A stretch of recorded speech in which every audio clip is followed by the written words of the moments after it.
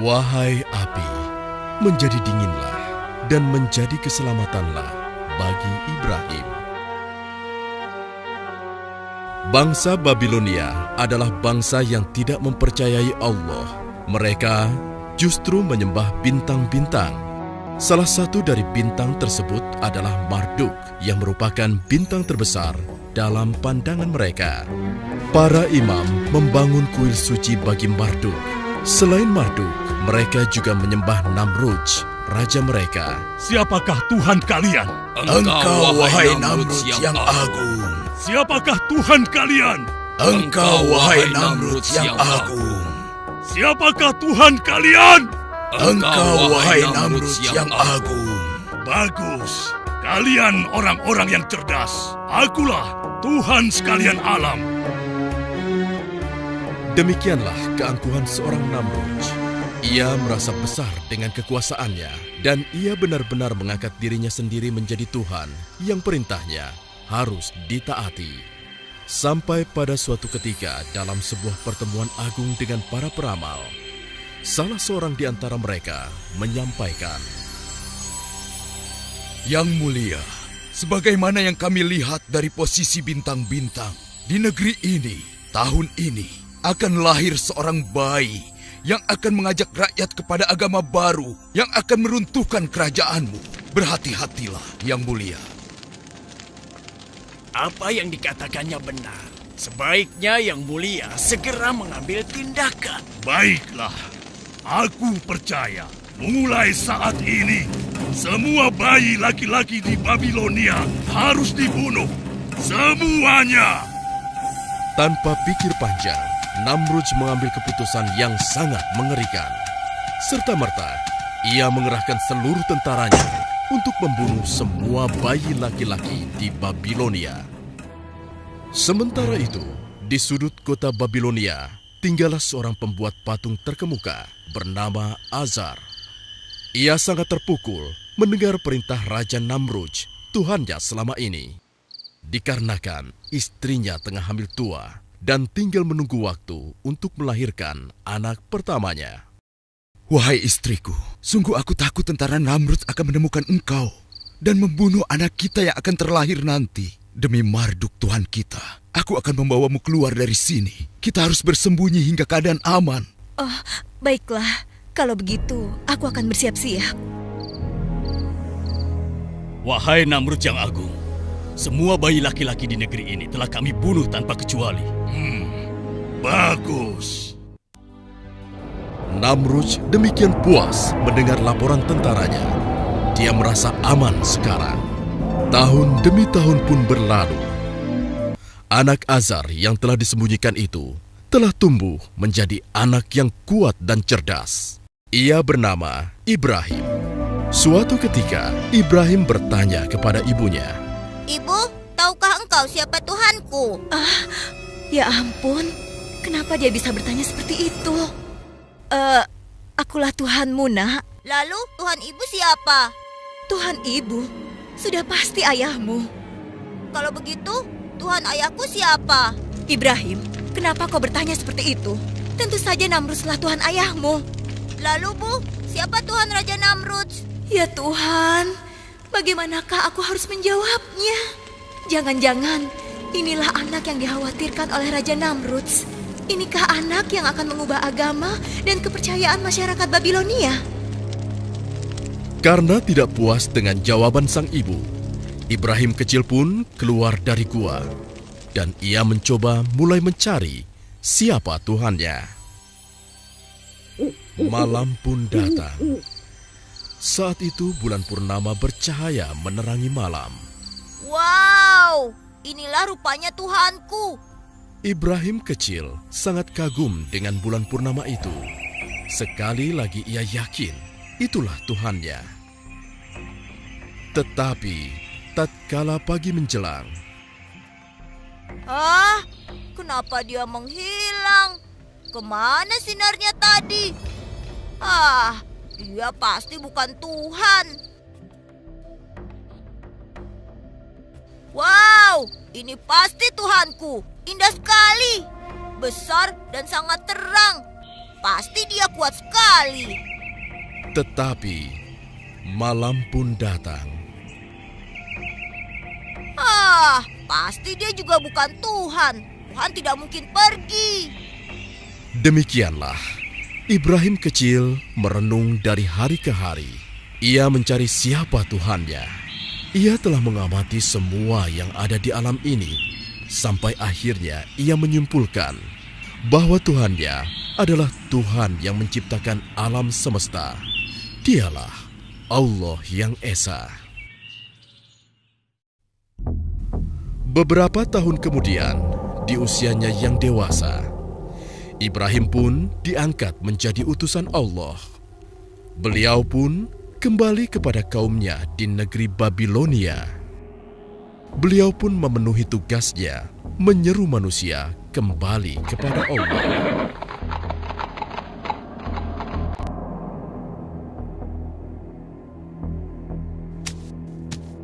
Wahai kaumku, kenapa kalian sembah patung ini? Bukankah ia tidak dapat mendengar, juga tidak dapat bergerak dan membantu kesulitan kalian? Tolong kalian berpikir saja. Biarkan saja dia. Semoga Allah memberi petunjuk. Wahai kaumku, keluarlah dari semua kebodohan ini. Tidak ada gunanya kalian menyembah semua patung yang ada. Ia tidak bisa menolong kalian. Wahai Ibrahim, ini warisan nenek moyang kita yang selama ini kita anggap suci. Kau hendak menghina nenek moyang kita. Aku tidak menghina. Aku hanya mengajak kepada kebenaran yang sesungguhnya. Kebenaran seperti apa yang kau maksudkan, Ibrahim? Sembahlah oleh kalian Allah yang Esa yang menciptakan kita, batu-batu itu, dan alam semesta ini. Celaka engkau Ibrahim. Engkau ingin mengganti Tuhan kita selama ini dengan Tuhanmu yang baru. Lalu akan engkau apakan Tuhan-Tuhan ini? Mereka hanya batu belaka. Kalian harus menghancurkannya. Benar-benar gila kau Ibrahim. Engkau ingin menghancurkannya. Terkutuk engkau. Marduk akan menghukummu. Aku tidak takut. Aku berlindung kepada Allah, karena dialah yang harus kita takuti. Aku ingin mengetuk hati kalian. Bukalah hati kalian. Hai Ibrahim, kau tidak lebih suci daripada kami. Hentikan ocehanmu. Aku tidak akan berhenti menyeru kalian kepada kebenaran. Dengarkan dan renungi kata-kataku. Tinggalkanlah patung-patung tidak berguna itu.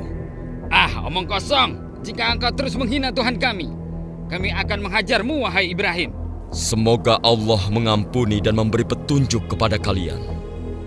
Demikianlah, Nabi Ibrahim terus berdakwah tak kenal lelah, menyeru kaumnya agar meninggalkan patung-patung itu dan menyembah hanya kepada Allah saja. Namun, sebagian besar dari kaumnya mengingkari hingga suatu ketika.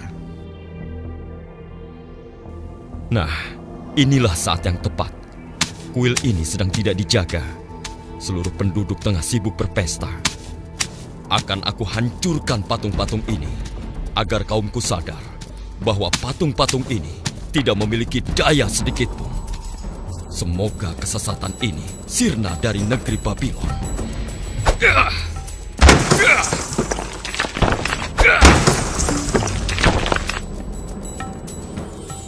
Nabi Ibrahim menghancurkan semua patung-patung milik kaumnya, kecuali berhala yang paling besar yang disebut Marduk. Bahkan Nabi Ibrahim menggantungkan kapaknya pada patung tersebut. Kemudian, kegemparan pun terjadi.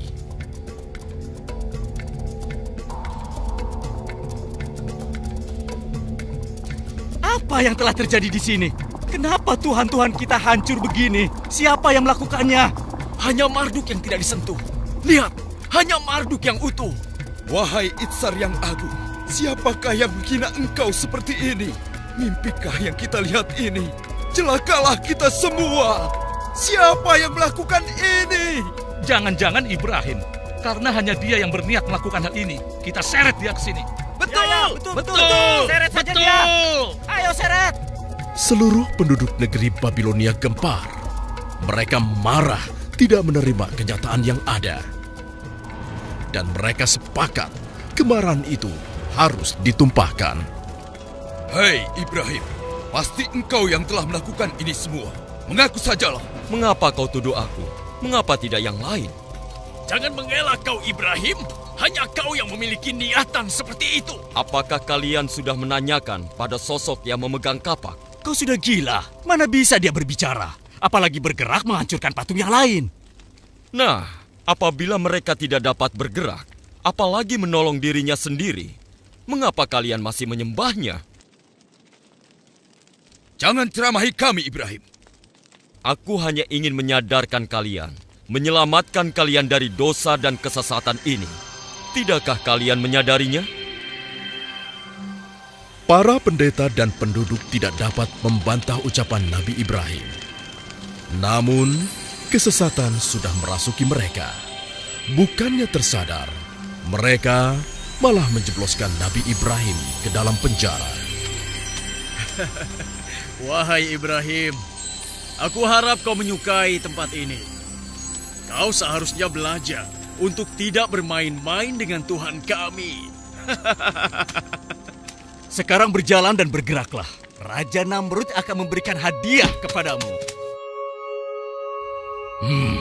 Kaukah yang telah membawa agama baru dan Tuhan baru? Kaukah yang telah menghina rakyat Babilonia dan juga para tuhannya? Apakah kau juga yang telah meragukan kekuasaan dan ketuhananku? Jawab! Aku hanyalah seorang utusan Allah, dan aku hanya menyeru kepada kebenaran yang diperintah oleh Tuhanku. Siapa Tuhanmu? Sehebat apa dia? Katakan! Tuhanku, dialah yang menghidupkan dan mematikan. Hanya itu? Aku pun dapat melakukannya. Pengawal, berikan aku 2 orang sekarang juga. Siap! Ini mereka yang mulia. Bunuh yang di sebelah kananmu. Ampuni hamba. Sekarang, biarkan yang satunya pergi. Beri hadiah untuknya agar dia menikmati kedermawananku. Beribu-ribu terima kasih untuk engkau, wahai Namrud yang agung. Engkaulah Tuhan kami. Saksikan itu, Ibrahim. Aku bisa memberikan hidup kepada seseorang dan mengambilnya dari orang lain. Kini coba kau terbitkan matahari di sebelah barat, sebagaimana Tuhanku telah menerbitkannya di sebelah timur setiap pagi. Kau masih juga meragukan ketuhananku. Beraninya kau menghinaku, Ibrahim. Aku tidak bermaksud menghina. Jika kau memang Tuhan, kau pasti bisa melakukan apa yang kukatakan. Kurang ajar. Kau pantas disiksa. Pengawal, bakar dia. Bakar saja. Bakar saja dia. Betul. Siksa! Siksa saja dia! Siksa! Siksa dia! Siksaan dari Namrud! Siksa dia. Apinya besar sekali. Apinya sangat besar.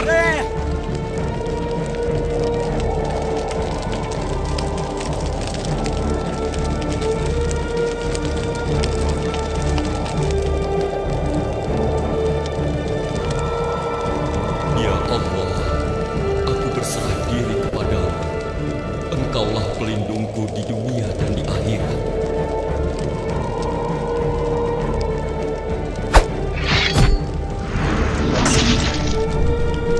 Hasbunallah wa ni'mal wakil. Ni'mal maula wa ni'mal nasir. Wahai api, menjadi dinginlah dan menjadi keselamatanlah bagi Ibrahim.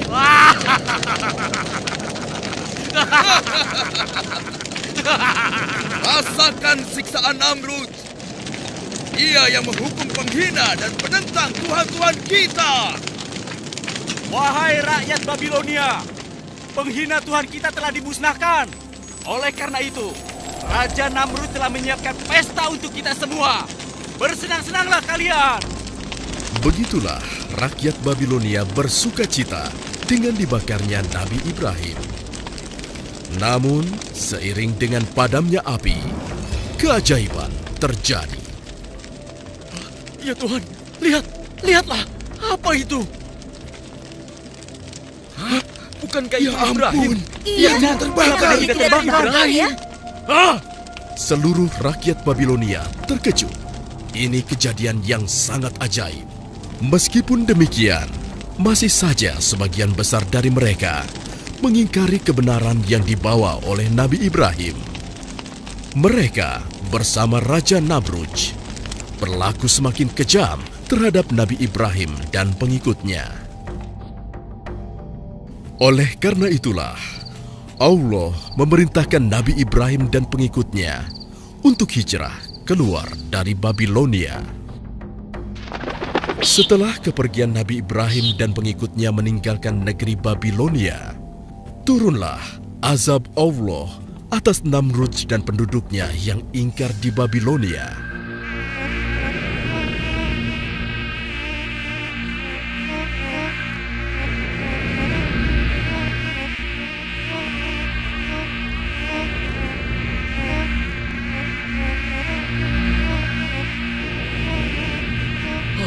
Ini datang dari mana ini? Kurang ajar. Pengawal, tutup semua pintu. Jauhkan binatang ini dariku. Cepat, tutup semua pintu.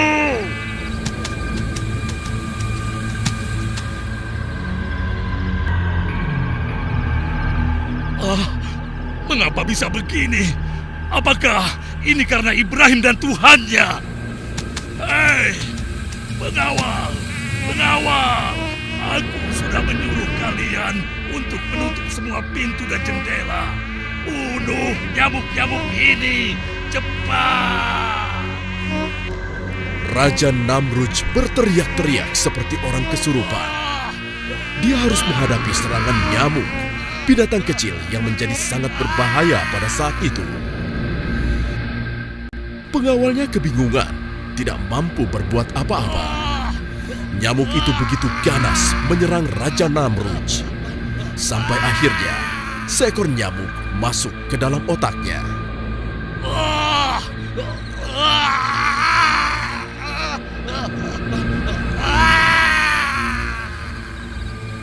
Demikianlah, Raja Namrudz yang congkak dan sombong mati dengan cara yang mengenaskan. Seekor nyamuk dengan izin Allah Subhanahu wa Ta'ala masuk ke dalam otaknya dan mengakhiri hidupnya yang penuh dengan dosa. Semoga Allah Subhanahu wa Ta'ala melindungi kita dari perilaku yang serupa dengan Raja Namrudz.